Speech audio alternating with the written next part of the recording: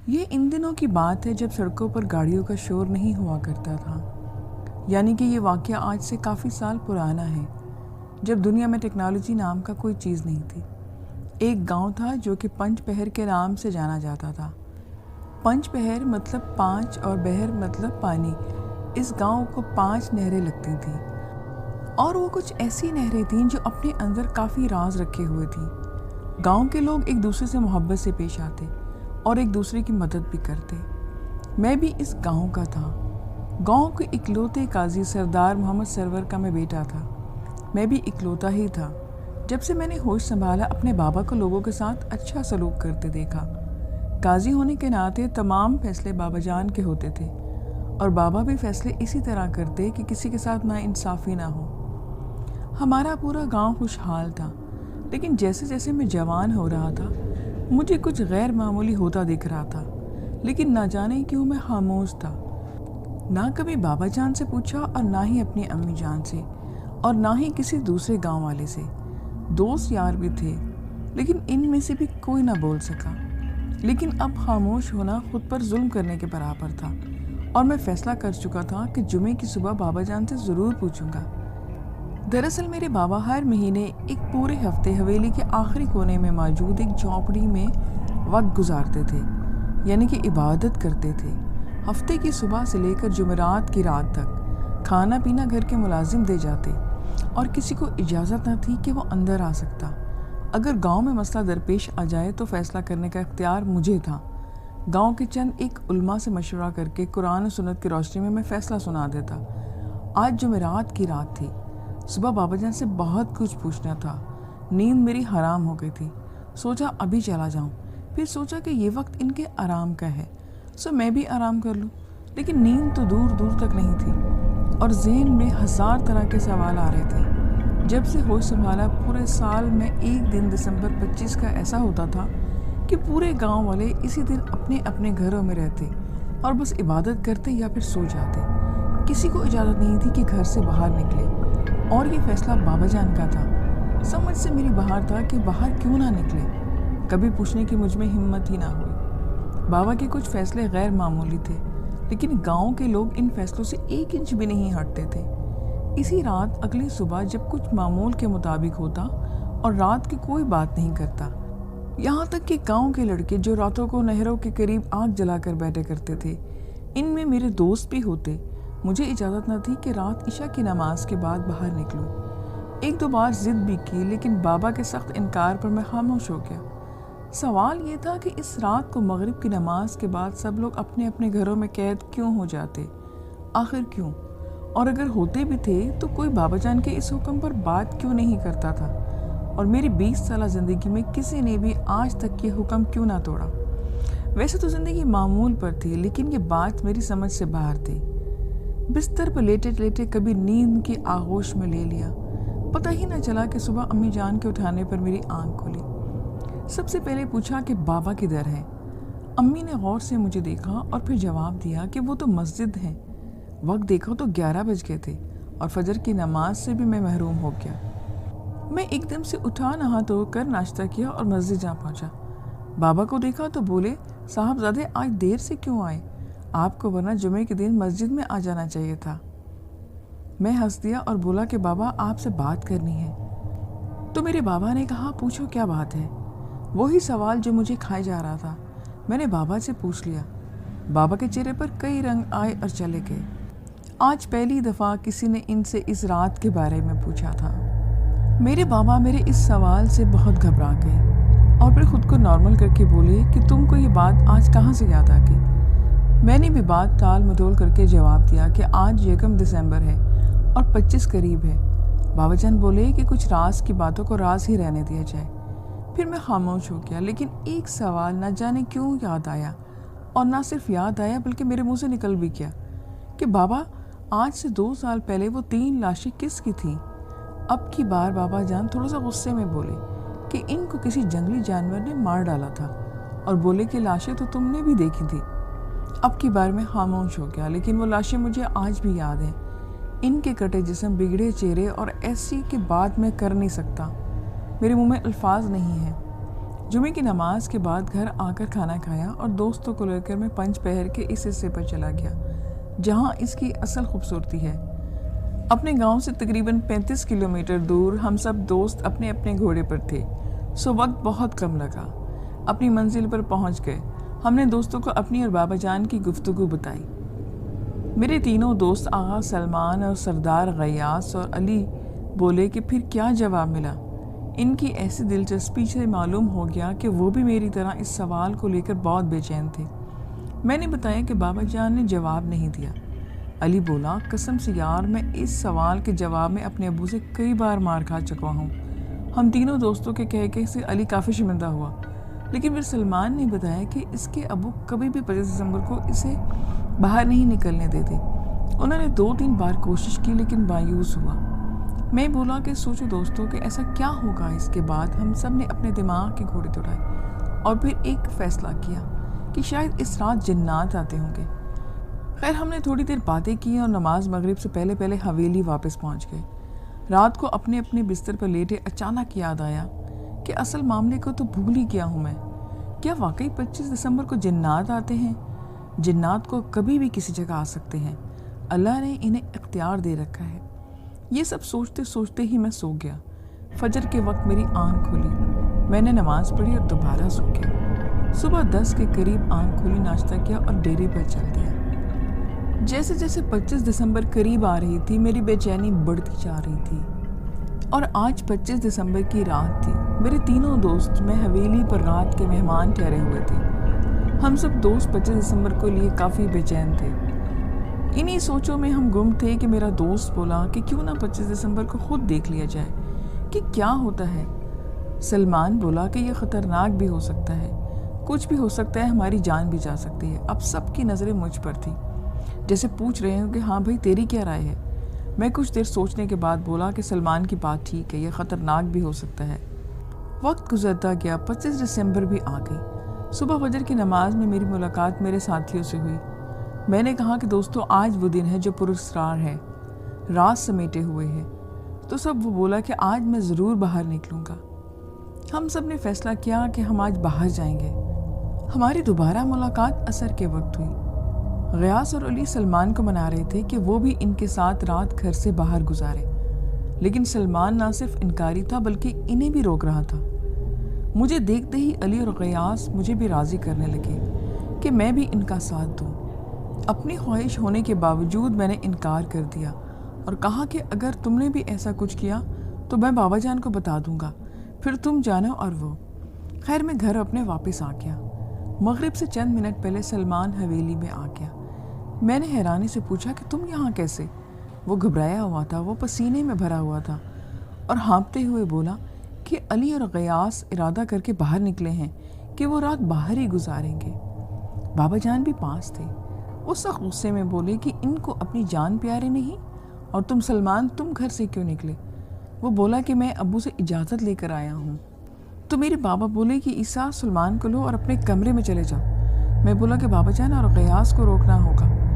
बाबा सख्त गुस्से से बोले कि मगरिब होने वाली है और तुम दोनों घर से बाहर नहीं निकलोगे। लेकिन बाबा जान आप भी तो अभी ने बोला कि इनको अपनी जान प्यारे नहीं, फिर क्यों आप नहीं रोक रहे? सलमान भी मेरे इस सवाल पर मेरा साथी था। बाबा जान का गुस्सा अब काबू से बाहर था। उन्होंने एक ज़ोरदार थप्पड़ मुझे मारा और दूसरा सलमान को। इस अचानक वाक़े से इर्द गिर्द की दुनिया घूमने लगी, लेकिन जल्द ही मैंने अपने आप को संभाला और फिर मेरे कुछ करने से पहले ही बाबा ने मुझे और सलमान को कमरे में बंद कर दिया। वो रात जैसे तैसे गुजरी। पूरी रात में सो ना सका। जैसे ही सुबह हुई बाबा जान ने कमरा खोला। इनके चेहरे पर बहुत परेशानी थी, लेकिन रात के वाक़े के बाद मैंने कुछ ना पूछा। हम मस्जिद की तरफ जा रहे थे कि मस्जिद के सामने 2 लोग लेटे हुए थे। बाबा ने मना किया कि इनके करीब मत जाना, लेकिन ना चाहते हुए भी मैं इन बंदों के करीब गया। जैसे ही मैंने इनको सीधा किया, इनके चेहरे देखकर मैं ज़ोरदार आवाज़ में चीखा। वो इंसान कोई और नहीं अली और गयास थे और इनकी लाशें उधड़ी पड़ी थीं। उन दोनों के चेहरों पर नाखूनों के निशान थे। दिल जिस्मों से बाहर लटक रहे थे। हर तरफ खून ही खून के देखने के बाद मुझे होश ना रहा। इनकी नमाज जनाजा के वक्त मुझे होश आया। मैं तब घर में था और फ़ौरन जनाजा गाह पहुंचा। نماز جنازے کے بعد ان کی دفن کیا گیا۔ اس کے بعد میں اور سلمان حویلی پہنچے۔ اب مجھے بابا جان پر غصہ تھا کہ ان کی غلطی کی وجہ سے یہ قتل ہوئے۔ رات جیسے تیسے گزری، صبح میں ان کی قبر پر گیا اور دعا میں نے کافی زیادہ کی۔ اپنے دوست کے ساتھ گزرا مجھے وقت یاد آنے لگا، پتہ ہی نہ چلا کہ ظہر کا وقت ہو گیا۔ نماز کے بعد میں گھر آیا تو بابا سے سامنا ہوا۔ میں نے سلام کیا اور وہاں پہ چل پڑا۔ میں کمرے گیا اور سوچنے لگا کہ اس حادثے پر گاؤں کے لوگ خاموش کیوں ہیں۔ اب جنات والی بات مجھے یقین ہو گیا تھا کہ بابا جان بھی سمجھ گئے تھے کہ میں ان سے ناراض ہوں۔ وہ میرے کمرے میں آئے، بولے کہ بیٹا میں نے تمہیں اس لیے روکا تھا کہ 25 دسمبر والے دن مغرب سے لے کر صبح فجر تک جنات گاؤں پر حملہ کر دیتے ہیں۔ جو کوئی گاؤں سے باہر ہوتا ہے وہ اسے مار دیتے ہیں۔ میں نے بات سنی اور بولا کہ آخر کیوں؟ وہ ایسا کیوں کرتے ہیں؟ تو بابا بولے کہ بیٹا یہ اس لیے کہ آج سے تقریباً 25 سال پہلے ہمارے گاؤں میں ہمارے ساتھ کچھ لوگ رہتے تھے۔ وہ کافی اچھے لوگ تھے۔ ان کے 3 پادری تھے اور ان میں ایک پادری کو جنات قابو کرنے میں مہارت تھی۔ ہمارے گاؤں کے کچھ لوگ اس پادری کی باتوں میں آ گئے کہ جنات قابو کر کے وہ دولت مند ہو جائیں گے۔ تقریباً 15 لوگ راضی تھے، ان میں 10 عیسائی اور 5 مسلم بھی تھے۔ 5 مسلم میں ایک تمہارے چچا سردار محمد یار بھی تھے۔ انہوں نے 25 دسمبر عیسائیوں کی عید والے دن پادری کے ساتھ مل کر پنج نہر کے اس مقام جہاں پر جنات آباد تھے وہاں پہ اپنا عمل شروع کر دیا۔ تمہارے چچا نے مجھے کہا کہ وہ ساتھ والے گاؤں جا رہا ہے اپنے کچھ دوستوں کے ساتھ۔ مجھے پتہ نہیں تھا کہ ان کا ارادہ کیا ہے، کاش مجھے ان کے ارادوں کا پتہ ہوتا۔ پھر بابا جان نے بتایا کہ اس رات جنات کی شادی بھی تھی۔ ان سب لوگوں نے پادری کی طرح عمل کرنا شروع کیا، جو پادری کہتا وہ وہی کرتے، اور اس رات موسم خوشگوار تھا۔ لیکن جیسے ہی ان لوگوں نے عمل شروع کیا، کالے سیاہ بادل چھا گئے، ہر طرف عجیب سا شور کا سما تھا، ایسی خوفناک اور ڈرا دینے والی بجلیاں کڑکی کہ نہ کبھی پہلے سنی اور نہ دیکھی۔ ہم سب گھر میں تھے، ہم لوگوں کو ان کے عمل کا پتہ ہی نہ تھا۔ ادھر ہم موسم کو ماحول کو لیے بے چین اور پریشان تھے، ادھر پادری اور باقی لوگ اپنے کام میں بزی تھے۔ نہ جانے رات کا کس پہر تھا کہ چیخو پکار کی آواز سے میری آنکھ کھلی۔ اس قدر خوفناک آواز تھی کہ بتایا نہیں جا سکتا۔ خیر جو قرآنی آیات مجھے یاد تھی، ہم ورد کرنے لگ پڑے۔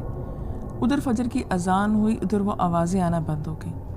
کافی دیر ہمت ہی نہیں ہوئی کہ باہر نکل کر دیکھا جائے کہ کیا معاملہ ہوا۔ پھر ہمت کی اور باہر نکلا، کچھ ملازم ساتھ لیے اور میں چل پڑا۔ آہستہ آہستہ پورا گاؤں مسجد کے باہر جمع ہونا شروع ہو گیا۔ سب نے اتفاق کیا نماز پڑھ لی جائے اور مکمل سورج ہونے کا انتظار کیا جائے۔ خیر وقت گزرا اور ہم سب گاؤں والے نکلے۔ تھوڑا جانچ پڑتال کے بعد معلوم ہوا کہ گاؤں کے کافی عیسائی گھروں میں موجود ہی نہیں ہیں اور پادری بھی نہیں ہے۔ نہر کے پاس گئے تو جو منظر دیکھا ایسا لگا کہ کسی نے ریڑھ کی ہڈی میں برف ڈال دی ہے۔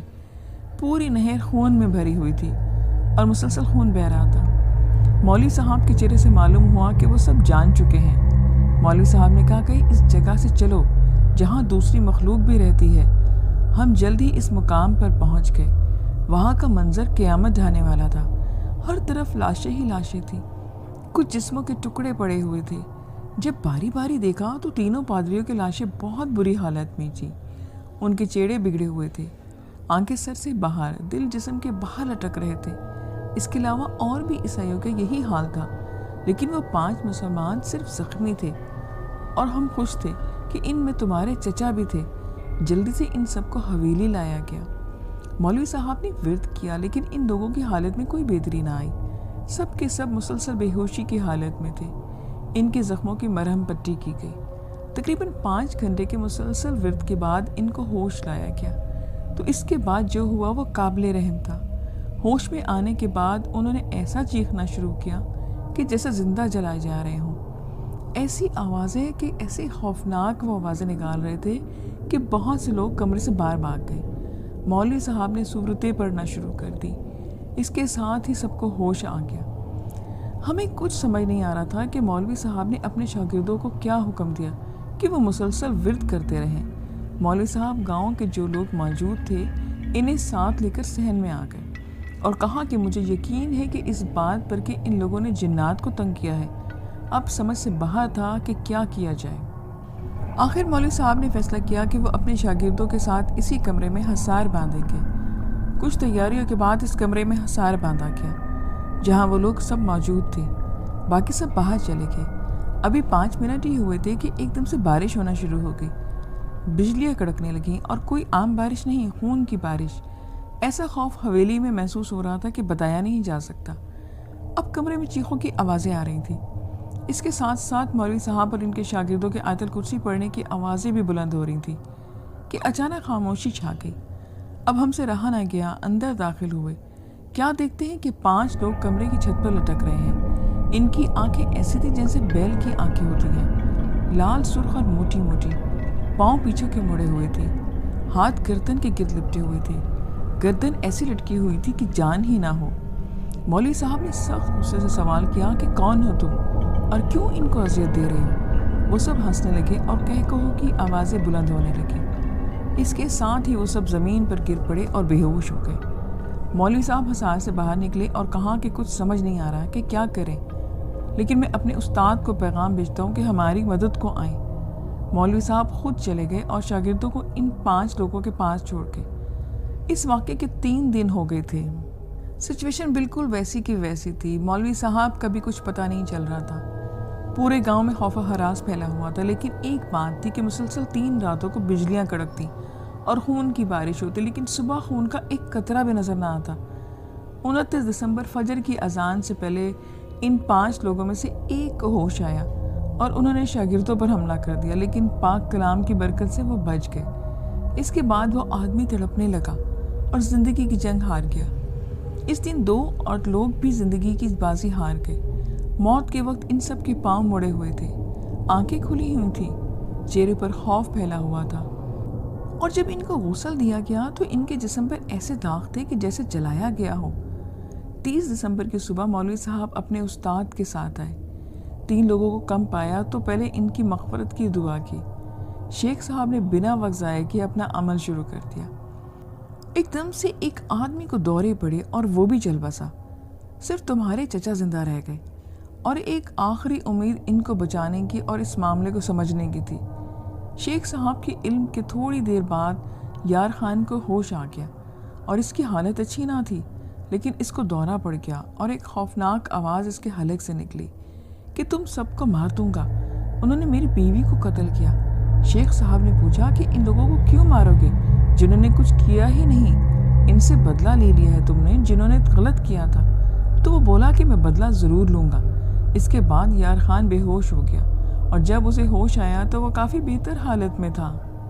پھر شیخ صاحب اور مولوی صاحب چلے گئے۔ وقت گزرتا گیا، اس کی حالت ٹھیک ہو گئی۔ جب اس کا دماغ پوری طرح سے کام کرنے لگا تو اس نے بتایا کہ 25 دسمبر کی رات کو انہوں نے پادری کے کہنے پر غلط عمل کیا۔ پادری کے مطابق جنات کی شادی تھی۔ اس نے جنات کو قابو کرنا شروع کر دیے۔ جو غلامی قبول کرتے ہی انہیں ساتھ رکھ لیتا، اور جو اس کی غلامی میں نہ آتے وہ انہیں مار دیتا۔ لیکن ایک طاقتور جن جس کی شادی تھی، اس کی بیوی کو جب اس نے مارا تو اس جن نے حملہ کر دیا اور اس پادری کو بھی مار دیا۔ اتنے میں باقی 2 پادری کچھ عیسائیوں کو لے کر وہاں پہنچے، لیکن حالات مزید خراب ہو گئے تھے۔ سب عیسائیوں کو مار دیا، لیکن ہم 5 مسلمان آیت الکرسی پڑھتے رہے۔ اس کے بعد ہمیں ہوش نہیں رہا۔ گاؤں کے لوگوں تک جب یہ بات پہنچی تو انہوں نے تمام عیسائیوں کو گاؤں سے نکالنے پر زور دیا، اور مجھے ان کی بات ماننا پڑی۔ وقت کے ساتھ ہم سب اس بات کو بھولنے لگے، اور پتہ ہی نہیں چلا کہ 25 دسمبر دوبارہ آ گئی۔ اس دن پرسکون ماحول تھا، لیکن جیسے ہی عشاء کے بعد لوگ سو گئے تو وہی ہوا جو پہلے سال ہوا تھا۔ وہی کڑکتی بجلیاں، وہی چیخیں، خون کی بارش۔ اور صبح اذان ہوئی تو کیا دیکھتے ہیں کہ جو لوگ رات کھیتوں میں گزارتے تھے یا گھر سے باہر تھے، وہ سب دردناک طریقے سے قتل ہو چکے تھے۔ جنات کی طرف سے تب سے 25 دسمبر خوف کی رات بن گئی۔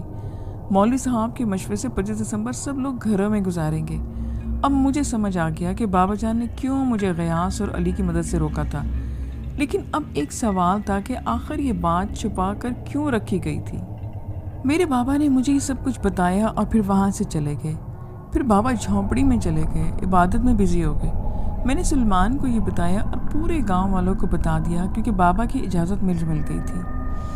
اسی طرح 1 مہینہ گزر گیا۔ پیر کی صباتی بابا جھونپڑی میں موجود تھے۔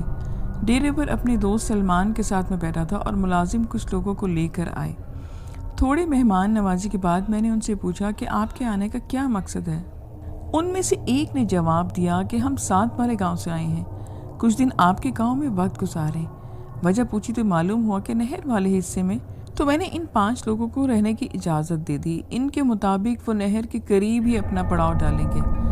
تقریباً 1 ہفتہ گزر گیا۔ جمعے کی خوبصورت صبح تھی۔ بابا جان سے ملاقات ہوئی اور کچھ معلومات کر کے ان کے گوش گزار کیا کہ ان لوگوں کے آنے کا بھی بارے میں نے بتایا۔ بابا نے ہفتے کی صبح ان سے ملنے کا وقت طے کیا اور نماز جمعہ کی تیاری شروع کر دی۔ جمعے کی رات غضبناک بجلیاں کڑکی، البتہ باقی سب معمول کے مطابق تھا۔ صبح بابا جان کے ساتھ ان لوگوں کی جھونپڑی میں گیا۔ بابا جان نے ان کی حوصلہ افزائی کی کہ وہ کچھ نیا تلاش کرنے کی جستجو کرتے ہیں۔ بابا نے ان کے لیڈر کا نام پوچھا تو اس نے اپنا نام حدیق بن طفان بتایا۔ ان کے نام بھی کافی غیر معمولی تھے، لیکن اب کس کے نام پر کیا شک کرنا۔ ان کی جھونپڑی اچھی طرح سے صاف ستھری تھی اور چند ایک اوزار بھی پڑے تھے۔ ہم وہاں سے رخصت ہوئے تو بابا بھی ان کے ناموں کو لے کر کافی سنجیدہ تھے۔ رات کے کھانے کے بعد ایک کتاب لے کر میں سونے کی کوشش کر رہا تھا۔ معلوم نہیں کب نیند نے مجھے اپنی آغوش میں لے لیا۔ شاید رات کے 2 بجے ہوں گے۔ اسے دور دراز آواز سے بجلی گڑکی کہ میں سویا ہوا اٹھ گیا۔ آندھی بھی بہت شدید تھی۔ میرے کمرے کی کھڑکیاں کھلی ہوئی تھیں اور اسی وجہ سے زور سے بند ہوئی، کبھی کھلتی اور کبھی بند ہوتی کہ جیسے جنگ میں توپ چلانے کی آوازیں ہوں۔ اور جب صبح ہوئی تو سب روٹین کے مطابق ہو گیا، لیکن اب ایک معمول نے زندگی میں جگہ لے لی۔ وہ یہ تھی کہ رات کو طوفان آتا، بجلیاں کڑکتی اور آندھی آتی۔ اس معمول کو رات کا معمول پر آئے مہینہ ہو گیا۔ اب شک نہیں، یقین میں بدل گیا کہ کوئی ہے جسے گاؤں والوں کو اپنا سکون پسند نہیں۔ اتفاق سے میرا اور سلمان کا 5 پہر پہ جانا ہوا۔ ہم وہاں جب جا رہے تھے تو وہ لڑکے ہمیں نظر آئے جو ہمارے گاؤں میں آئے تھے۔ ان کے پاس ہم گئے اور کچھ باتوں کے بعد پوچھا کہ آپ کے باقی ساتھی کہاں ہیں؟ میرے اس اچانک سوال پر وہ لڑکا گھبرا گیا، لیکن خود کو پرسکون کر کے بولا کہ ادھر ساتھ والے گاؤں تک گئے ہیں۔ تو خیر ہم چل دیے۔ اسی رات میں اور سلمان ڈیرے پر تھے۔ ہمیں وہاں کافی دیر ہو گئی تھی۔ عشاء کی نماز بھی ہم نے وہیں پڑھی۔ ہم وہاں سے نکلنے ہی والے تھے کہ سخت آندھی آ گئی۔ وہی کڑکڑاتی بجلیاں جس کی اب ہمیں عادت ہو چکی تھی۔ ہم نے وہیں رکنے کا فیصلہ کیا۔ انتظار کافی لمبا ہو گیا اور مسجد فجر کی اذان کی آوازیں آنے لگی۔ ہم نماز پڑھنے چلے گئے۔ آج موسم کافی بے سکون تھا۔ درخت الجھے ہوئے تھے، آسمان مایوس تھا، پرندوں کی خوبصورت آوازیں آج غمگین تھیں۔ ہوا کا زور پرسرار تھا، غرض کے سب کچھ ڈرا دینے والا سما تھا۔ مسجد پہنچ کر ہم نے وضو کیا، اتنے میں ہمارے بابا آ گئے۔ انہیں رات گھر آنا کی وجہ بتائی۔ بابا نے احتیاط سے کام لینے کی ہمیں نصیحت کی۔ نماز سے فارغ ہو کر مولوی صاحب کے پیچھے کچھ عرصے غیر معمولی واقعات پر اظہار خیال کیا۔ لوگوں سے کہا کہ اپنی آنکھیں کھلی رکھیں۔ بابا نے مولوی کو ان 5 لوگوں کے بارے میں بتایا کہ آج ان سے ہمیں ملنا ہوگا۔ میں، بابا اور مولوی صاحب اور کچھ اور لوگ ہمارے ساتھ ان لوگوں سے ملنے گئے۔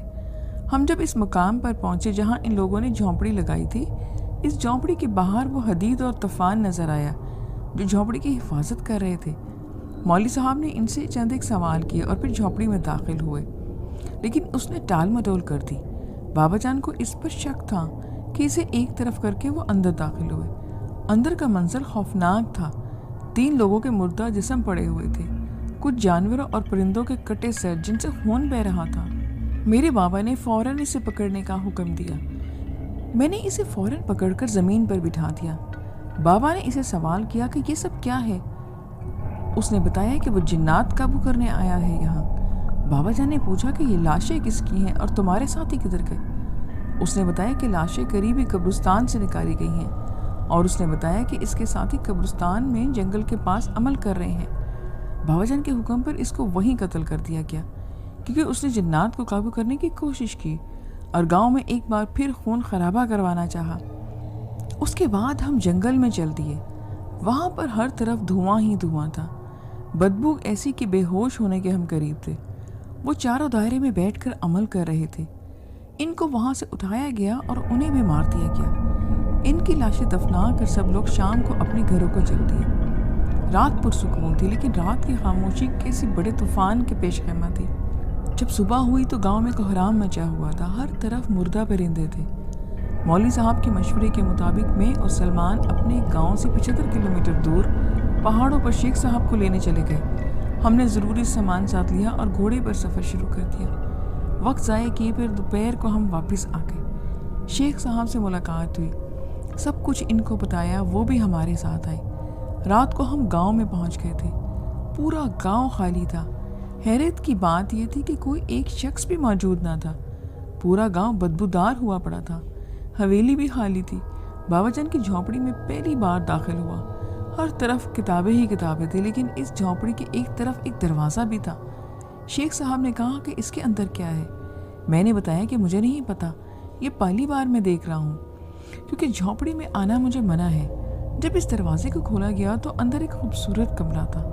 रोशनदान जब पहाड़ी की तरफ खुलते थे। इस कमरे में एक आदमी था, अधेड़ उम्र आदमी, जो माजूर था। इस शख्स को मैंने पहली बार देखा था और इसके पास एक आदमी बैठा हुआ था। शेख साहब ने इसे देखते ही कहा कि यार खान तुम। मुझे तो ऐसा लगा कि शायद मैं ख्वाब देख रहा हूँ। यार खान यानी कि मेरे चचा, वो तो फौत हो गए थे। बाबाजान ने कभी इनकी वफात का जिक्र नहीं किया था। ओ मेरे खुदाया, ये क्या हो रहा है। शेख साहब ने इस कमरे में हसार बांधा। मैं, सलमान और चचा जान भी वहीं मौजूद थे। थोड़ी ही देर में बहुत डराने वाला मौसम एकदम से शुरू हो गया और फिर इस कमरे में एक आदमी आया। उसने कहा कि मैं इस शख्स को नहीं छोड़ूंगा। कितने अरसे से छुपा रखा है इसे तुम लोगों ने। शेख साहब ने सब लहजे में कहा कि इसने अपनी जवानी बिस्तर पर गुजार दी, अब क्या चाहती हो तुम। वो शख्स बोला कि इसकी मौत करीब है और इसका साथ देने वालों की भी। शेख साहब ने कुछ पढ़कर इस पर फूंका तो वो तड़पने लगा और फिर शेख ने कहा कि सवाल किया कि किधर गांव के लोग हैं। तो उन्होंने जवाब दिया कि ढूंढ लो, लेकिन सिर्फ 2 दिन में तुम्हारे पास। इसके बाद वो आदमी दम तोड़ गया। शेख साहब ने चचा को इस आदमी के पास छोड़ा और हमें लेकर जंगल में चल दिए। जंगल में गाँव के कुछ लोग मुर्दा हालत में थे और कुछ जिंदा। जो जिंदा थे इन्हें आयतुल कुर्सी का पानी दम करके दिया गया। वो सब होश में आ गए। शेख साहब ने एक बड़ा गोल दायरा लगाकर सबको इसमें बिठाया और अपना अमल शुरू कर दिया। एकदम से बादल छा गए और बारिश होना शुरू हो गई। बिजलियां कड़कने लगी और फिर आंधी आ गई। बहुत चमगादड़ और एकदम से बहुत से कव्वे आए, लेकिन दायरे से टकराते ही मर जाते। एक देव कामत शख्स करीब आया और कहा कि क्यों तंग कर रहे हो हमें। शेख साहब ने जवाब दिया कि जन्नात ने हमें तंग कर रखा है।